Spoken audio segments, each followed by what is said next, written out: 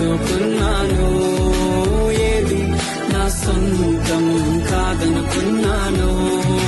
తప్పిపోయిన కుమారుని నేనైతే, నా కొరకై నిరీక్షించే తండ్రి నా యేసు.